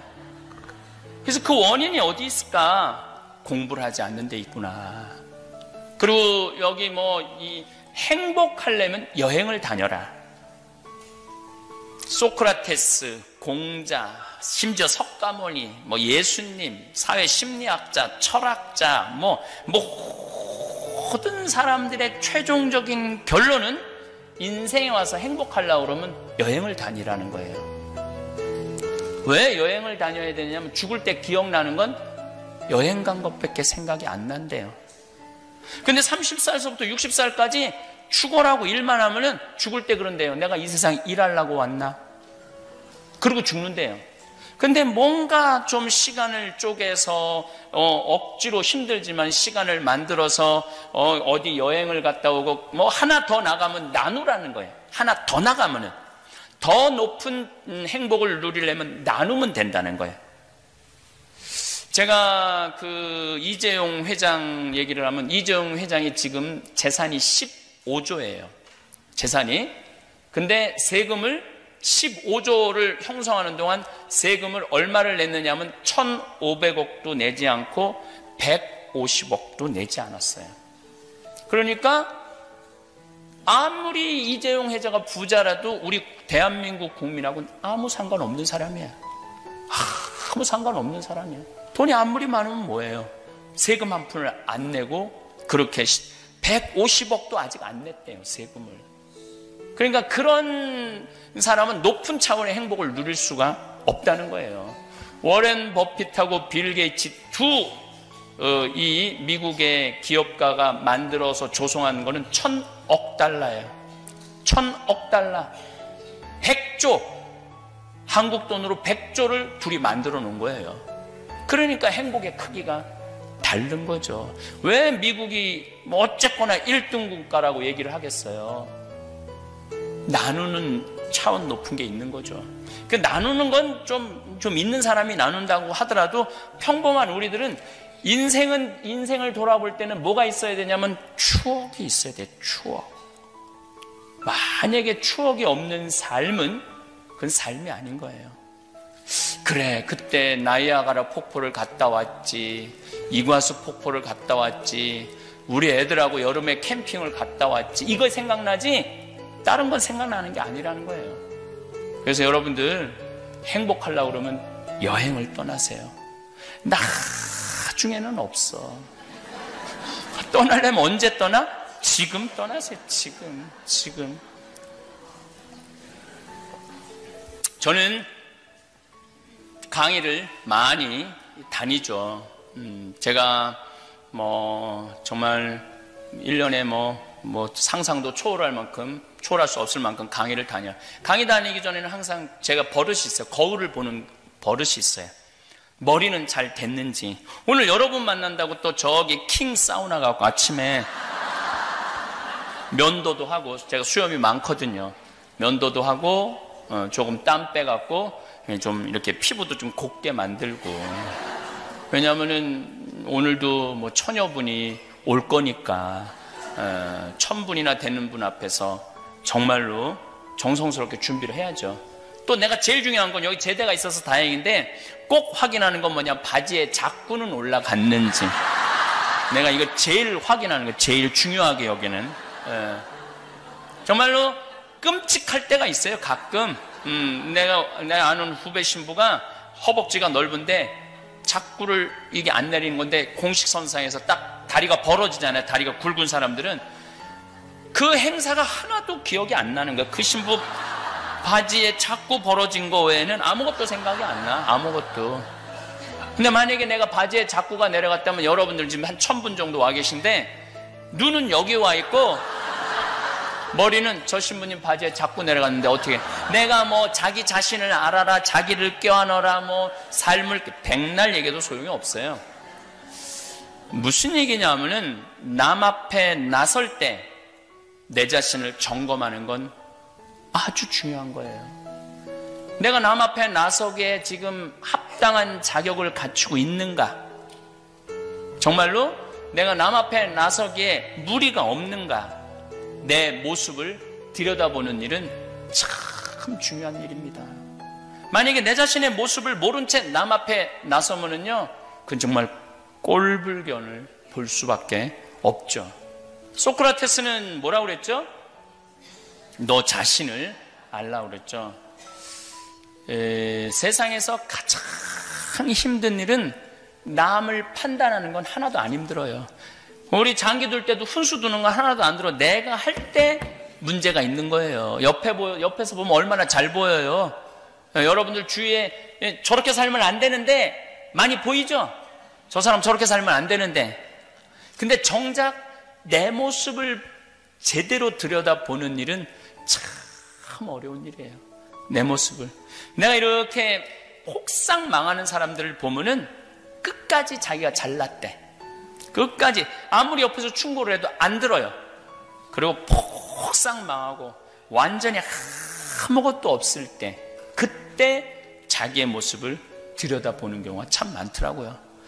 부처님은 뭐라고 그랬냐면, 자기 자신이 누군 줄 아는 사람은 부처고 자기 자신이 누군지 모르면은 중생이라고 그랬어요. 여기도 아마 내 생각에는 중생도 많이 앉아있고 부처도 많이 앉아있을 거예요. 그건 기준은 딱 하나예요. 항상 내가 어떤 사람인지 들여다보는 거, 이게 참 중요합니다. 예수님은 뭐라고 그러셨느냐면, 남의 눈에 있는 티끌 꺼낼 생각하지 말고 네 눈에 있는 들보 꺼내라는 얘기 하시죠. 근데 우리는 내 눈에 있는 들보가 그렇게 안 보여요. 그러면은 내가 내 자신을 들여다보는 일이 너무너무 힘들다면 차라리 쉬운 방법이 있어요. 남이 나를 들여다보는 걸 듣는 거. 이건 참 중요한 거거든요. 그래서 뭐가 필요하냐면 멘토가 필요한 거예요. 나를 판단해 줄 수 있는 나의 멘토, 내가 지금 잘 살고 있나 못 살고 있는가를 지적해 줄 수 있는 멘토가 우리는 꼭 필요해요. 근데 그런 멘토 몇 명이 있어야지 실패하지 않느냐면 3명은 있어야 되네. 적어도 3명. 너무 많으면 복잡하고, 1명은 위험하고. 저는 멘토가 참 많습니다. 저한테 충고해 주는 분들도 많고 저를 걱정해 주는 분들도 많고 저를 위해서 기도해 주는 분도 많은데 저는 뭐 공식적으로 제가 얘기하고 있는 멘토는 3명이 있어요. 첫 멘토는 나보다 3살 많은 교수죠. 그래도 꽤 공부한 유학한 교수의 사회복지를 공부한 교수인데 생태마을에 1년에 2번은 꼭 와요. 그래서 저하고 하룻밤을 자고 가요. 얘기를 참 많이 해줘요. 그리고 저는 카톡이라는 걸 안 해요. 카톡이라는 걸 안 해요. 왜 카톡을 안 했냐면 내 멘토들이 나한테 하는 말이 너는 카톡하면 안 된다. 그래서 저는 카톡이 뭔지 몰라요. 사실은 어떻게 들어가고 어떻게 열어보는지를 몰라요. 왜냐면 멘토들이 하지 말래니까. 왜 하지 말라 그러는지 날 잘 몰라. 근데 하지 말래. 그래서 안 해요. 근데 어쨌든 이 신부님은 저한테 좋은 글이 있으면 내가 카톡이 안 되기 때문에 그걸 다 풀어서 내 휴대폰에 보내주세요. 좋은 글, 묵상할 수 있는 글, 이런 것들은 꼭 보내주세요. 그리고 이렇게 대화를 하면은 정말 영적으로 얼마나 좋은 시간을 보내는지 몰라요. 내가 막 한참 막 지금 뜰 때는 한 2007년 그전에도 유명한 강사긴 했는데 방송에 뜨기 시작한 건 2007년부터. 근데 그 형님이 우리 평창에 와서 하룻밤을 주무셨어요. 저는 나를 찾아오는, 우리 평창이 굉장히 멀거든요. 나를 찾아오는 신부들은 항상 안방을 내줘요. 내 손님이니까. 그리고 나는 거실에서 잠을 잡니다. 안방을 내주고 이렇게 누워서 잠을 자려고 그러는데 문을 열고 나와서 황 신부 안방 좀 들어와 봐 딱 그러더라고요. 들어가 보더니 자 양복을 걸어놓는다고 내 옷장을 벗었는데 양복이 14벌인가 15벌이 있었어요. 네, 이렇게 말하더라고요. 예수님은 옷을 한 벌만 입고 다니라고 그랬는데 왜 너는 14벌이나 양복이 있어야 되느냐. 네가 이제 유명해졌다고 건방지고 네가 가지고 있는 게 너무 많구나 딱 지적을 해주더라고요. 봄, 여름, 가을, 겨울 4벌이면 되지. 이렇게 많은 양복이 너한테 왜 필요하느냐고. 근데 전 너무너무 부끄러웠어요.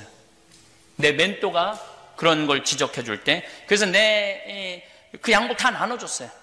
내 몸에 맞는 사람 찾아서 나눠주느냐고 정말 힘들었어요. 내가 원래 몸이 너무 작아갖고 입으면 다 안 들어가. 그래갖고 좀 허리 같은 거 늘려서도 다 해서 다 우리 직원들 주위에 있는 우리 직원들 거의 다 나눠줬죠. 늘려서.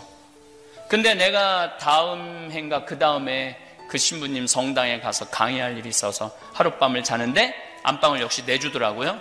안방에 들어가서 딱 옷을 내가 옷장에 걸으려고 딱 열었는데 정말 전 그걸 보고 너무너무 부끄러웠어요.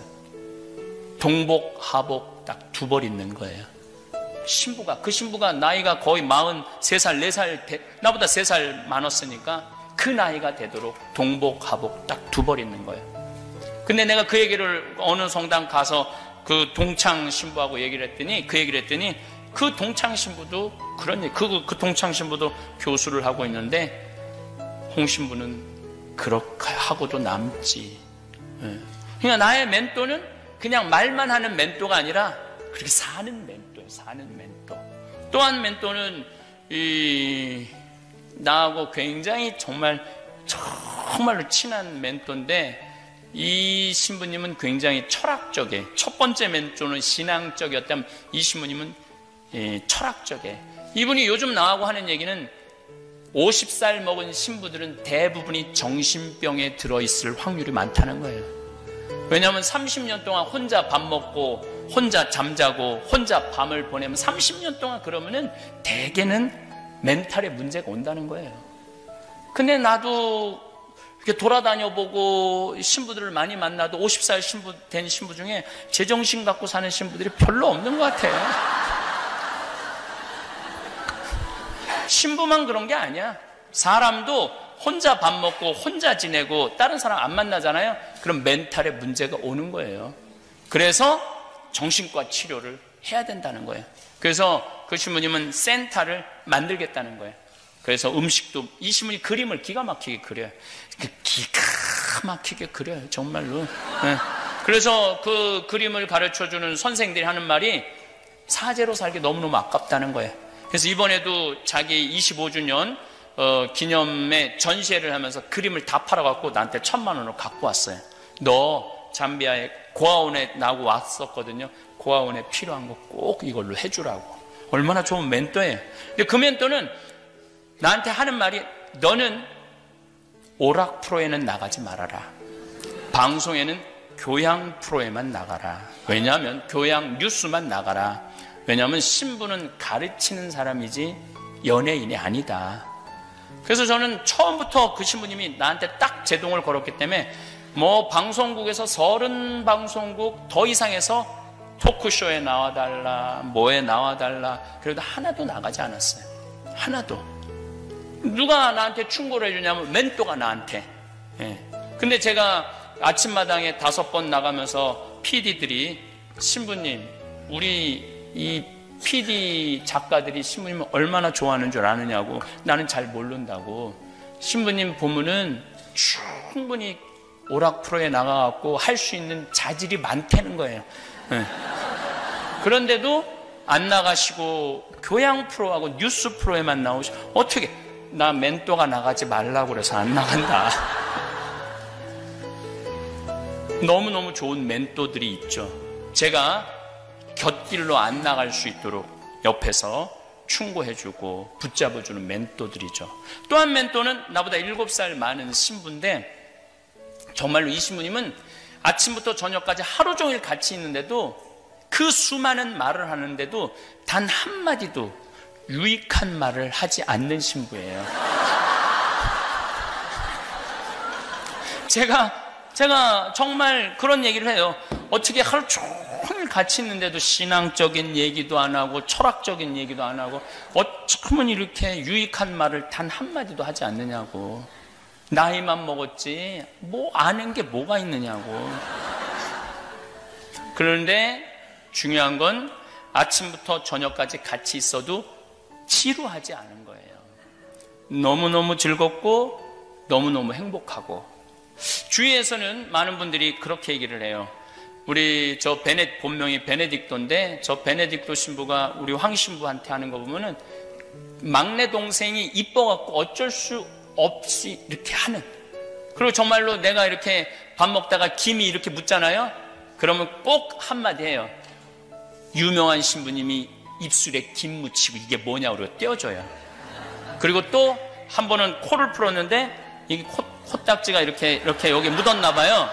근데 너무너무 제가 놀랐어요. 손에 얼굴에 대면서 코딱지를 떼어주면서, 이게 유명한 신부님이 코딱지를 얼굴에 묻히고 다니면 어떻게 하느냐고. 여러분들 주위에서 신부님하고 밥 먹는데 같이 밥 먹는 자매가 여기 고춧가루가 껴갖고 웃을 때마다 그냥 빨간 고춧가루가 빡빡 나오면은 둘 중에 하나예요. 속으로 아유 주책맞게 저렇게 얼굴에 고춧가루 껴있는데도 모르고 저렇게 이러는 사람이랑, 잠깐만 이리 와봐, 그리고 이쑤시개로 고춧가루 떼어주는 사람이랑, 어느 사람이 여러분들을 사랑하는 사람일까요? 고춧가루 빼주는 사람이 사랑하는 사람이에요. 다른 거 하나 없어요. 그래서 저는 이 신부님하고 여행도 항상 이 신부님하고 다녀요. 그럼 뭐 반창고 뭐 가방 안에 없는 게 없어요. 말만 하면 다 나와. 말만 하면 다 나오는 그런 신부님이에요. 그래서 제가 이번에 성서 강의를 해도 이 성당에 가서 했어요. 이 성당에 성서 강의를 했는데 매번 1,000명씩 왔어요. 이렇게. 근데 그 1,000명한테 전부 빵, 우유, 맛있는 거를 다 무료로 다 제공해주고, 제가 강의 잘할 수 있도록 도와주고, 아마 이 신부님하고는 죽을 때까지 그렇게 알콩달콩 티격태격 해가면서 이렇게 즐겁게 살아가지 않을까. 물론 그 외에도 저를 사랑하는 많은 사람들, 또 제가 사랑하는 많은 사람들이 저를 충고해주고 이끌어주고, 때로는 편지도 써서 그렇게 살면 안 된다고, 뭐 여러 종류의 편지가 오지만, 여러 빨갱이라는 편지도 오지만은, 여러 종류의 편지가 오지만, 그것도 뭐 저는 충고의 하나라고 생각해요. 그것도 충고의 하나라고. 그래서 여러분들은 내가 정말로 인생을 살아가는 데 있어서 내가 멘토가 몇 명이 있는가, 만약에 지금 멘토가 없다면 오늘 정하셔야 돼요. 생각해 보세요. 내 인생에 나를 충고해 줄 수 있는 사람. 그리고 중요한 건 마음속으로만 저 사람은 내 멘토. 그럼 절대 안 됩니다. 그 사람이 어떻게 알아요? 가서 얘기해야 돼요. 나는 당신을 내 멘토로 삼고 싶다고. 시카고에서 이 황량한 이국 생활에서 내가 혹시 잘못되는 길로 간다면 나를 좀 잡아달라고. 그리고 얘기를 해야지 그 멘토는 책임감을 느낀다는 거예요. 근데 생전 얘기도 안 해. 그런데 얘기를 안 하는 사람한테 누가 너무 사랑해서 자매님, 요즘 자매님 보니까 좀 옷도 입고 다니는 게 좀 이상하고 좀 이상해. 헛바람이 든 것 같아. 자매님 좀 똑바로 좀 살았으면 좋겠어. 정말로 사랑해서 그랬는데 멘토라는 걸 지정해 주지 않을 때는 네가 뭔데? 똥 묻은 겨가 겨 묻은 겨 뭐라고 그러듯이 네가 뭔데? 너나 잘 살아. 이렇게 돼요. 근데 내가 딱 멘토를 정해놨, 당신 나 멘토 해달라고 그러는데 그 멘토가 충고해 줄 땐 기분이 안 나빠요. 한번 돌아보게 되죠. 그렇죠? 그래서 멘토라고 분명히 얘기를 해줘야 된다는 거예요. 내 마음의 멘토는 당신이라고. 그러면은 지켜보는 눈이 남다르다는 거죠. 기분 나쁘게 지켜보는 게 아니라 아주 기분 좋게 지켜볼 수 있다는 거죠. 제가 청국장 가루를 갖고 왔는데 다 팔렸어요. 청국장 얘기를 좀 하면은 여러분들 유튜브 보시면은 청국장의 놀라운 효능을 보시면은 뭐 수많은 좋은, 요새 논문이 굉장히 좋은 게 많이 나오거든요. 근데 요즘 또 청국장도 다 영어로 써요. 영어로. 그래서 이 청국장 만드는 사람들은 다 저 시골 사람들인데 영어로 논문을 쓰니 어떻게 알아봐. 근데 나는 또 우리 직원들이 유학하고 온 직원들이 있어서 다 번역해라고 갖고 오라고 해서 난 봐요. 그러니까 아주 너무너무 좋더라고요. 그리고 청국장이 아주 군내가 나면은 썩은 거예요. 부패균, 부패취라고 그래. 근데 어렸을 때 여러분들 청국장 하면은 어머니가 아랫목에다가 큰 보재기 쌓아갖고 소쿠리에다가 그냥 온 집안의 냄새가 진동을 해야지 청국장 떴다고 그러잖아요. 썩은 거예요. 바실러스균은 어느 정도 발효를 하다가 이게 활성화가 극에 달하면 그때부터는 자기네들끼리 잡아먹고 썩기 시작해요. 우리 청국장 가루 갖고 냄새 안 난다고 그러는 분들이 있는데 냄새 나면 안 돼요. 그때부터는 청국장으로서 생명이 끝난 거예요. 그래서 우리 청국장은 청국장 어떻게 먹는 방법 좀 알려주세요. 이런 분들 많아요. 방법은 청국장 포장지에 잘 쓰여 있어요. 그래서 잘 읽어보시고 그대로 드시면은 굉장히 좋으실 겁니다. 감사합니다. 여러분 주변에 보면 명품 옷을 입고도 허접해 보이는 사람이 있는가 하면 정말 시장에서 산 옷인데도 품격 있어 보이는 사람들도 있습니다. 그 사람들이 갖고 있는 특징을 한번 얘기해 보려고 합니다. 돈은 많은데 유독 싼티나는 사람들의 특징. 첫째, 여러분 주변에 노력해서 돈을 많이 버신 분도 많고 일확천금으로 돈을 버신 분도 많은데 제가 보기에 사람들한테 던져주는 이미지가 많은 돈에 비해서 천박해 보이는 경우가 있잖아요. 그런 사람들이 몇 가지 특징이 있는데 그 사람들은 지갑을 열지 않고 그 다음에 입을 닫질 않습니다. 그러니까 결정적인 순간에 밥을 안 사는 것 같습니다. 돈이 많음에도 불구하고 말이죠. 그래서 돈을 많이 갖고 있거나 여유롭지 않더라도 주변에 보면 정말 우리가 친하게 지내고 싶은 사람들이 누군지 아십니까? 지갑은 열고 밥을 사는 사람들인 것 같습니다. 이런 사람들이 저한테는 정말 친근한 이미지로 다가오는 절친을 맺고 싶은 그런 친구라고 생각합니다. 그리고 이런 사람들이 갖고 있는 또 하나의 특징은 맥락을 잘못 파악하는 것 같습니다. 자기가 이 상황에서 내가 주연인지 조연인지를 판단해야 되는데 어떤 사람들은 예를 들면 찬조 강연을 왔는데 자기가 주연인 것처럼 15분 강의를 하라고 그랬더니 45분 강의하는 사람도 있고요. 3분 스피치하라 그랬더니 30분 스피치하는 사람이 있습니다. 그래서 남의 소중한 시간을 뺏는 것도 모르고 자기가 조연인데 주연인 것처럼 행세하는 사람. 이런 사람들이 저는 굉장히 천박해 보이지 않을까 합니다. 가진 게 많고 돈뿐만 아니라 지식도 많은 사람도 마찬가지입니다. 이럴수록 겸손해야 된다고 생각합니다. 저는 우리가 왼손과 오른손 다음에 가장 중요한 손이 뭐라고 생각하냐면 저는 겸손이라고 생각합니다. 그래서 경지에 올라간 사람, 높이 올라간 사람일수록 자세를 낮추고 내가 이렇게 올라간 것은 다 덕분에 올라간 것이고 내가 이렇게 많이 돈을 번 것도 덕분에 번 것이니까 나한테 이렇게 돈을 많이 벌 수 있도록 성공에 이르는 길에 도와준 사람한테 이제 갖고 있는 자산, 지식이든 돈이든 이렇게 남들한테 베풀어 주려고 기꺼이 시간과 노력을 투자하는 사람, 이런 사람들이 저한테는 소중한 사람이라고 생각합니다. 가진 것 없어도 귀티나는 사람들의 공통점 3가지. 주변에 보면 명품 옷을 입고도 허접해 보이는 사람과 정말 시장에서 산 옷인데도 귀티가 나고 품격 있어 보이는 사람들이 있는데요. 그들이 쓰는 언어를 보면 참 다릅니다. 품격 있는 분들은 정말 언어의 격이 담겨 있습니다. 그래서 언격이 인격을 결정한다고도 하지요. 뭔가 어렵고 난해한 언어를 쓰는 게 아니라 일상 사람들이 쓰고 있는 언어임에도 불구하고 굉장히 거기에다가 직접 겪어본 체험적 철학이 체중이 실린 언어를 사용합니다. 그래서 그 사람의 언어를 들어보면 언어가 살갗을 파고들어서 사람들에게 감동을 주고 깊은 여운을 선사합니다. 저런 말씀을 저렇게 하는구나 이런 느낌을 또 받게 되잖아요. 그리고 이렇게 외모를 봐도 화장을 짙게 안 하고도 자신이 살아온 인생이 정말 멋지게 보이는 사람들이 있습니다.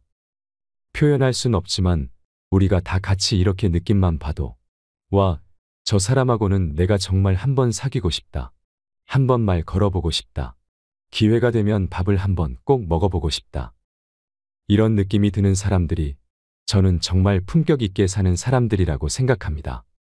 이것만 해도 절반은 간다. 귀티나는 노후의 이런 측. 나이가 들수록 우리가 몸이 중요하고 건강관리를 잘해야 된다는 건 상식으로 알고 있으면서 많은 사람들이 실천을 잘 안 합니다. 한번 우리가 50대 후반에 여행을 떠났다고 생각해 봅시다. 한 사람은 호텔에 앉아서 있는 연골이 부실해서 다른 사람들이 걸어다니는 모습을 호텔 창문에서 관망하는 사람이 있고요. 반면에 건강관리를 잘한 사람들은 바깥에 나가서 예를 들어 크로아티아의 해변 절벽 카페에 앉아서 해 넘어가는 일몰 장면도 감상하고 산책도 하면서 걸어다닐 것입니다. 다 좋은데 왜 건강관리가 나이 들어서 절대적으로 필요하다고 생각하냐면 건강관리를 차선책으로 하고 목표 달성을 하면서 돈을 엄청나게 벌었는데 자신이 번 돈의 절반 이상을 병원비로 쓰는 사람들이 주변에 몇 명 있습니다. 그러니까 돈 버는데 성공했지만 앞만 보고 달리느라 자신의 몸을 관리하지 않은 겁니다. 그래서 밥은 먹었는데 밥 먹듯이 운동을 안 하고 건강 관리를 안 한 사람들이 노후에 맞이하는 치명적인 폐해나 역기능은 갖고 있는 자산은 엄청나게 많은데 체력이 안 되고 몸이 안 돼서 병원에 누워있는 사람들이 있는 것 같습니다. 나이가 들수록 근육량이 필요하다고 하잖아요.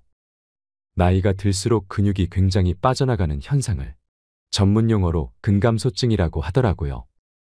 그래서 지금 여러분 종아리를 한번 테스트해 보세요. 내 두 손으로 종아리를 잡았을 때 종아리가 이렇게 딱 잡혀서 손가락이 딱 마주치면 그건 정상인데 손가락이 종아리를 잡았는데 남아돌면 정말 근육이 엄청나게 빠져나간 거고요. 그런데 손가락이 닿이지 않는 이런 현상들, 이런 사람들은 근육 관리를 잘한 사람들이거든요. 그래서 저는 나이가 들수록 노후가 될수록 정말 건강 관리를 잘한 사람과 건강 관리를 안 한 사람의 차이는 근육량의 차이라고 생각합니다. 그래서 저는 재테크나 금테크는 망할 수 있지만 근테크는 절대 망하지 않는다라고 생각합니다. 그리고 인생 전반전 나이 들기 전에 건강 관리를 하기도 하고 그 다음에 나이 들어서 여전히 건강 관리를 습관적으로 잘하는 사람들의 굉장히 중요한 특징을 가만히 보면 허리가 이렇게 꼿꼿하게 서 있습니다. 그런데 건강 관리 안 한 사람들은 기립근이 풀어져서 항상 구부러져 있습니다. 그리고 이렇게 봤을 때 또 허벅지를 보면 와, 저는 이렇게 생각합니다. 행복은 허벅지 두께에 정비례하고 허리 둘레에 반비례한다고 생각합니다. 그래서 건강 관리를 안 한 사람들은 딱 봤을 때 배가 나와 있습니다. 그리고 허벅지는 새 다리처럼 얇아져 있고 이런 특징들, 외적으로 보이는 현상만 보더라도 건강 관리를 계속해온 사람과 안 해온 사람의 극명한 차이를 딱 느낄 수 있다고 생각합니다. 그러니까 여러분, 고진감래 고생 끝에 달콤한 미래가 온다는 거 절대 믿지 마세요. 제가 보니까 고생 끝에 통증밖에 안 오더라고요. 평상시에 건강 관리 잘 하시고 그래야 우리가 노후에도 중년 이후에도 번 돈을 의미 있게 쓰고 다른 사람을 도울 수 있지 않을까 합니다. 내장에 꾸덕한 지방을 가득 쌓는 최악의 습관. 의자병. 지금까지 여러분 늘 습관적으로 해왔던 것만이라도 2분의 1로 줄이고 안 하던 것을 새롭게 2배로 늘리면 전반전의 여러분과 전혀 다른 후반전의 여러분의 인생이 탄생한다고 생각하거든요. 그 중에 하나가 예를 들면 나이살이 뱃살이잖아요. 그래서 뱃살이 나온다는 얘기는 대부분 내장 지방이 크다는 얘기거든요. 여러분, 내장 지방은 대사증후군의 원흉이고 모든 만병의 근원이라고 생각합니다. 그래서 의자병, 의자에서 오래 앉아있기만 해도 병에 걸린다. 제가 보니까 사실이더라고요. 오래 앉아있으면 컴퓨터하고 키보드 두들기고 모니터 보면서 앉아있잖아요. 그러면 일자목 생기고요. 그 다음에 여러분 뱃살이 자꾸 나오는 이유는 기립근이 뒤로 휘면서 배가 나오게 되거든요. 그래서 배를 쫙 안으로 들여보내고 기립근을 딱 세워도 이게 저절로 칼로리가 소비된다고 합니다. 그래서 여러분 오래 의자에 앉아있을 때 혈압도 높아지고 근육도 느슨해지고 그리고 목, 그 다음에 손 이런 것들의 뼈들도 자꾸 이상하게 생긴다고 하거든요. 그러니까 주기적으로 일어나서 스트레칭도 좀 하시고 나가서 시간 되면 5분만이라도 산책하셔야 합니다. 그래서 저는 이렇게 생각합니다. 여러분이 의자에 편안하게 앉아있는 시간이 길수록 여러분은 안락사로 가는 지름길로 갈 수 있다고 생각합니다. 정말 위험한 조짐이고 신호라고 생각합니다. 불규칙한 생활 습관. 여러분, 제가 좋아하는 프랑스의 미식가 브리아 샤바랭이라는 친구가 이런 말을 했습니다. 당신이 먹은 음식을 말해달라. 그러면 내가 당신이 누구인지 말해주겠다. 그러니까 내가 먹은 음식이 나를 결정하는 거잖아요. 그래서 우리말에 백미가 있지 않습니까? 하얀 쌀. 그래서 저는 우리가 먹으면 정말 건강에 해로운 게 100이 있다고 생각합니다. 첫 번째 100은 뭐냐? 하얀 쌀밥. 두 번째 하얀 거 뭘까요? 하얀 소금. 세 번째 하얀 설탕. 하나 더 추가한다면 하얀 밀가루. 이런 게 바로 건강에 적이 되는 적신호를 불러오는 가장 강력한 원흉이라고 생각합니다. 그래서 여러분, 음식을 먹을 때 음미하면서 먹는 것이 저는 중요하다고 생각합니다. 자, 예를 들면 쌀을 봐보세요. 쌀 한 톨에 쌀 밑자 한자 아시죠? 쌀 밑자를 보면요. 가운데 10십자가 들어있고 밑에 8팔자, 위에 8팔자가 거꾸로 뒤집혀 있습니다. 그러니까 쌀을 음미해보면 쌀 한 톨이 나오기 위해서는 농부가 8방울의 땀방울을 흘려야 그 쌀 한 톨이 나온다는 거예요. 그러니까 여러분 봄부터 여름, 가을까지 대자연의 기운이 쌀 한 톨에 다 들어있는 거거든요. 그러니까 우리가 밥을 음미하면서 먹으면 그 밥 하나엔 대자연의 기운이 들어있는 것이잖아요. 여러분, 기운 기자 안에 가운데 보면 쌀 밑자가 들어있습니다. 그러니까 우리가 기운을 차리려면 밥을 먹어야 된다는 건데요. 그러니까 여러분, 너무 빨리 먹어 치우는데 이런데 시간을 보내지 마시고 한 숟갈 한 숟갈 음식의 대자연에 담겨진 의미를 음미하면서 먹을 때 우리의 삶의 백미가 드러나지 않을까 이렇게 생각해 봤습니다. 밥을 빨리 먹는 것에 대해서도 말씀드리고 싶은데요. 전 세계적으로 밥을 가장 빨리 먹는 나라는 어느 나라일까요? 정확한 통계는 제가 기억이 안 나지만 아마 프랑스 사람들이 평균 1시간 반 정도 먹는다고 하는데 한국 사람들은 30분도 안 걸린다고 합니다. 제가 보기에 30분은 되게 긴 시간 동안 점심을 먹는 것 같습니다. 많은 사람들이 아마 15분 이내에 점심을 먹는 것 같습니다. 이렇게 허겁지겁 빨리 먹어 치우는 건 저는 음식이 아니라 사료라고 생각합니다. 우리가 사료를 먹는 동물이 아니지 않습니까? 음식을 곱씹어서 먹을 때 우리의 삶은 더욱더 풍부해진다 생각하고요. 여러분이 당장 끊어야 될 거 300 플러스 정제된 음식들이 있잖아요. 가공된 음식, 예를 들면 소세지. 그 다음에 패스트푸드. 정말 빠르게 먹어서 치우는 이런 음식들. 정말 빨리 끊어야 된다고 생각합니다. 저는 운동하는 사람이라서요. 단백질 중심으로 저탄수화물 고단백질로 먹거든요. 그래서 저는 탄수화물을 안 먹으면 안 되지만 가급적 줄이면 건강에 좋다고 생각하고 있습니다. 그리고 음식을 천천히 곱씹어서 먹는 것. 그래서 많이 씹으면 씹을수록 그 음식 속에 침이 스며 들어가 가지고 위로 내려가서 소화를 시키는데도 도움이 된다고 하거든요. 그러니까 우리가 밥이라도 조금만 천천히 먹으면 좋겠습니다. 여러분이 얼마나 행복한지는 아침 먹는 시간에 정비례한다. 이런 말도 있습니다. 아침, 우리가 허겁지겁 먹거나 안 먹고 가거나 그렇잖아요. 그런데 정말 아침을 여유롭게 먹는 사람들, 이런 사람들은 하루를 여유롭게 보내는 사람이고 인생 전반을 행복하게 보내는 사람이라고 생각합니다. 그래서 뱃살은 절반으로 줄이고 익살이나 넉살은 2배로 늘리고 그러면 뱃살 줄이는 방법은 간단합니다. 음식 조절하고 운동을 하시면 돼요. 유산소 운동. 그러면 익살이 넉살을 늘리는 방법은 뭔가요? 첫 번째로 기대를 망가뜨리면 됩니다. 예를 들면 이런 거예요. 사과 10개 중에서 3개 먹으면 몇 개 남습니까? 그러면 7개요. 그러면 사람들이 웃을까요? 안 웃을까요? 안 웃습니다. 그런데 어떤 학생이 손들고 3개 남는다는 거예요. 왜냐면 먹는 게 남은 거니까.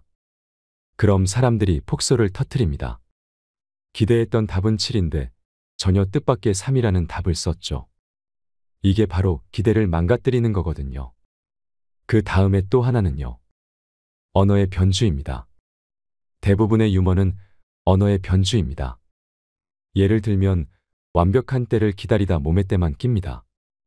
재밌지 않습니까? 자, 이런 식으로 언어의 변주를 여러분이 조금만 노력하시면 나이 들어서도 뱃살은 쫙 줄어들면서 익살이 늘어나면 저는 여러분 행복이 2배로 늘어날 수 있다고 생각합니다. 가진 것 없어도 남 부러울 만큼 귀티나게 사는 방법. 거품을 버려라. 예를 들면 저는 모대학교 누구 교수입니다. 자, 그러면 제 이름 앞에 모대학교가 붙어 있죠. 그 다음에 제 이름 뒤에 교수가 붙어 있죠. 그러면 거품을 떼내라는 얘기는 뭐냐면요. 제 이름 앞에 대학교를 한번 떼버리는 거예요. 그 다음에 제 이름 뒤에 있는 교수를 떼버리고 그러면 뭐만 남을까요? 제 이름 석자만 남습니다. 그러니까 거품을 걷어낸다는 건 자기 이름 석자로 버티는데 장애가 되는 형용사들을 다 떼내버리는 거를 저는 거품을 걷어내는 거라고 생각합니다. 그리고 이름 석자로 딱 남아있을 때 그 이름 석자로 버텨서 밖에 나가서 뭔가 경쟁력을 발휘하는 힘. 저는 이걸 나력이라고 합니다. 자, 그러면 우리가 이름 석자로 기품 있게 살려면 저는 이렇게 생각합니다. 일상에서 작은 신비를 한번 발견해 보세요. 제가 좋아하는 지상의 양식을 쓴 앙드레치드가 이런 말을 남겼습니다. 자두 하나를 보고도 감탄하는 사람이 시인이라는 것입니다. 근데 우리는 자두를 보면 아, 먹고 싶네. 이렇게 생각하잖아요.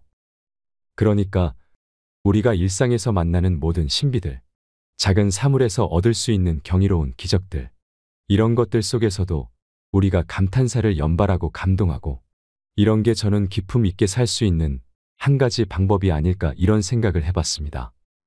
품위 있게 말해라. 똑같은 말을 해도 상처를 주는 사람 있잖아요. 삼성카드 광고 중 이런 말이 있습니다. 카드는 긁어도 마음을 긁지 마라. 제가 보기에 우리 주변에 마음에 상처를 주는 사람들이 굉장히 많은 것 같습니다. 저는 첫 번째, 마음에 상처를 주고 마음을 긁어서 아픈 흔적을 남기는 사람. 이런 사람들이 정말 우리가 피해야 할 첫 번째 사람이라고 생각합니다. 그리고 정말 우리 주변에서 똑같은 말인데도 기분 나쁘게 말하는 사람을 경험해 본 적이 있거든요.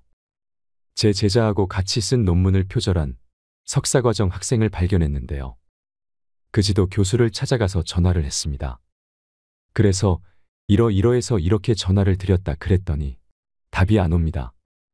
그래서 제가 다시 전화를 드렸더니 다음부터는 자기 제자 전화번호를 알려줄 테니까 자기 제자한테 전화를 하라는 겁니다. 그가 그 순간 어떻게 느껴졌냐면 자기 책임을 회피하고 제자한테 전가를 하는 사람. 그러니까 저는 말을 정말 기분 나쁘게 하는 사람들 중에 하나가 자기가 분명히 책임을 져야 되는데도 불구하고 책임을 안 지고 책임을 상대방한테 전가하거나 이런 사람들. 정말 이런 사람들을 우리가 말을 통해 상처를 주는 대표적인 사람이라고 생각합니다. 그리고 말을 할 때 다른 사람들한테 기분 나쁘게 하는 사람들 중에 하나는 뭔가 문제가 발생했는데 그 문제의 원인을 항상 자기 자신에서 찾지 않고 바깥에서 찾는 사람들이 있습니다. 그러니까 이게 뭐 때문에 안 됐다는 겁니다. 예를 들면 창문하고 거울이 있는데요. 뭐가 잘못되면 창문을 바라보고 저 바깥에 있는 저 환경이 나빠가지고 바깥에 저 조직에서 일하는 사람들이 잘못 일해서 내가 이 모양이 된 것 같다 하면서 그래서 자기 잘못을 자책하지 않고 질책을 중심으로 하는 사람들. 이런 사람들이 저는 정말 별로라고 느껴집니다. 그런데 우리가 다른 사람의 말을 들어봤을 때 나한테 기분 좋게 하는 사람들은요. 우선 잘못을 스스로 인정을 하는 거예요. 일단 인정을 하고 자책을 중심으로. 그래서 창문과 거울을 이렇게 보는 거예요. 이런 사람들은 자기가 뭔가 잘못됐다 그러면 창문을 보지 않고 거울을 봅니다. 아, 맞아. 내가 이렇게 잘못해가지고 이런 잘못이 일어난 것 같아. 그리고 뭔가 잘 될 때는 거꾸로 바깥을 내다보면서 환경이 저렇게 도와준 덕분에 저 바깥에서 저 직원들이 열심히 일해서 내가 이렇게 잘 된 거야. 이런 사람들이 저는 우리를 기분 좋게 만들어주는 사람이라고 생각합니다. 기분 나쁘게 말하는 사람들은요. 반응보다는 대응식으로 말을 하려고 합니다. 예를 들면 이렇게 말을 하는 거예요. 한 직원이 늦게 왔을 때, 야, 너는 맨날 출근 시간도 못 지키냐? 시계도 없냐? 너 어느 학교에 나왔냐? 이렇게 물어보잖아요. 이게 대응을 하는 식으로 말을 하는 거거든요. 근데 반응하는 사람이 있습니다. 너 요새 무슨 일이 있나 보구나. 그랬구나. 그럴 수도 있겠지.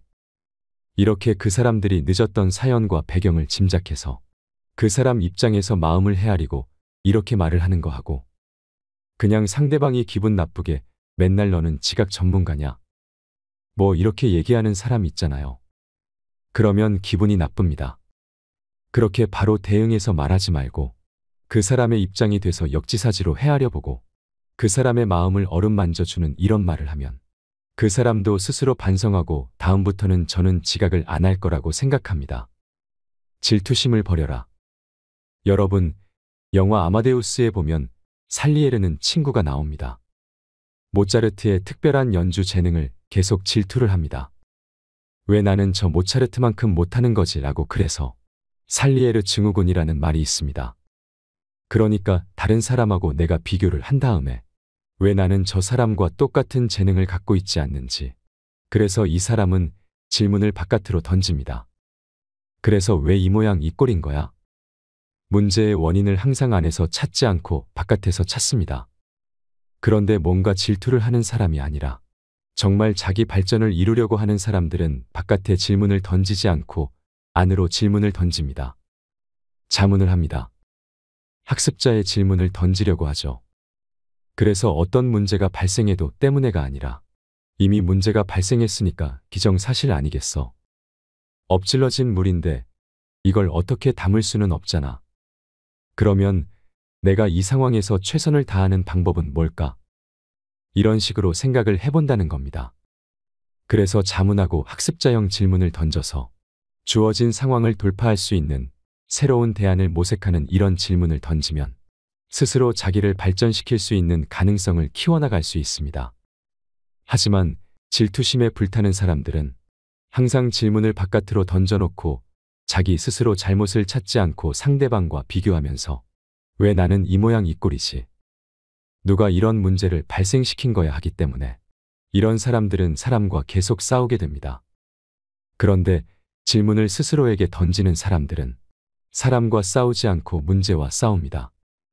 그래서 문제를 일으키는 사람과 싸우면 싸울수록 문제는 해결되지 않고 심리적인 패배감만 듭니다. 그런데 문제와 싸우는 사람들은 때가 되면 문제를 해결할 수 있는 대안이 떠오르게 됩니다. 여러분, 문제를 영어로 프라블럼이라고 하는데요. 이걸 다시 말하면 풀어보렴이라는 뜻이랍니다. 인생 후반전, 제2의 인생을 시작할 수 있는 5가지 방법. 인생 후반전에 인생의 반전을 일으키는 사람들이 있는데요. 그 사람들이 가지고 있는 5가지 특징을 말씀드리겠습니다. 첫 번째, 제가 보기에 정말 멋지게 사는 사람들은 답안지를 갖고 사는 사람이 아닌 편지지를 갖고 삽니다. 답안지를 가지고 사는 사람들은 이 세상에 하나밖에 없는 정답을 찾아서 쓰려고 하지만 편지지를 갖고 있는 사람들은 주어진 상황에 따라서 정답이 바뀌는 해답을 자기 마음대로 멋지게 쓰는 종이 편지지를 갖고 다닙니다. 둘째로, 이들은 원심력이 아닌 구심력을 중심으로 살아갑니다. 원심력은 세상이 원하는 것, 그래서 이 사람들은 주어가 그들입니다. 누가 그렇다 하더라. S대학에 가면 좋다고 한다더라. 이렇게 자기가 없는 사람들이 바로 원심력으로 살아가는 사람들입니다. 그런데 제가 보기에 정말 멋진 사람들은 어떻게 살아가냐면 자기가 무게중심입니다. 이걸 구심력이라고 하고요. 주어가 나입니다. 그래서 내가 좋아하고 내가 선호하는 것, 이런 걸 중심으로 살아가더라고요. 그리고 세 번째는 정말 멋진 사람들은 단순 미래가 아니라 의지 미래로 살아갑니다. 단순 미래는 시간이 지나가면 그냥 오는 시대입니다. 이런 사람들이 보내는 시간관을 저는 크로노스라고 합니다. 크로노스는 물리적으로 흘러가는 시간입니다. 그런데 정말 멋지게 사는 사람들은 내가 원하는 방향으로 의지로 세상을 바꾸려고 하는 이런 사람들은 크로노스의 시간이 아니라 카이로스의 시간입니다. 똑같은 시간인데 정말 자기가 그 주어진 시간에 어떤 의미를 부여해서 심리적이고 주관적인 시간을 보내는 것입니다. 네 번째는 제가 좋아하는 롤랑 바르트라는 이태리 철학자가 있는데요. 이분이 스튜디움이라는 단어를 썼습니다. 그림을 딱 봤을 때 틀에 박힌 방식으로 나에게 자극이 오는 것을 스튜디움이라고 합니다. 그런데 정말 멋진 사람들은 똑같은 사물을 보더라도 이전과 다른 낯선 자극을 받기를 원합니다. 그래서 낯선 환경에 마주쳤을 때 정말 색다른 마주침이 오는 이런 것을 푼크툼이라 그럽니다. 푼크툼은 나도 모르는 사이에 어떤 이미지나 메시지가 뇌에 딱 들어와서 깊은 흔적을 남기는 거라고 합니다. 이런 깊은 상처가 우리의 삶의 생채기가 돼서 새로운 삶을 만들어 나가는 이런 사람들이 저는 멋진 사람들이라고 생각합니다. 다섯 번째는 정말 멋진 사람들은 빠듯하게 살지 않고 뿌듯하게 살아갑니다. 빠듯하게 사는 사람들은 속도, 효율, 성과 이런 걸 중시하는데 뭔가 목표를 달성했는데 허전하고 허무감이 들지 않습니까? 그래서 정말 목표를 달성하는 것도 중요하지만 목표를 달성하는 과정에서 자기가 느끼는 성취감, 의미 이런 것들을 소중히 여기고 뿌듯하게 살아갑니다. 그래서 빠듯하게 살아가는 사람들은 스케일이 크고 총론 중심으로 살아가는데 뿌듯하게 살아가는 사람들은 일상의 작은 사소한 것에서 행복을 느끼고 구체적인 강론을 중심으로 살아간다는 차이가 있습니다. 여러분 가진 돈과 상관없이 귀티나게 사는 비결을 아셨나요? 여러분의 품위 있는 인생, 행복한 노년을 응원하겠습니다. 이상으로 책틀맨이었습니다. 지혜를 쌓는 당신의 오늘이 아름답습니다. 더 좋은 영상으로 찾아뵙겠습니다.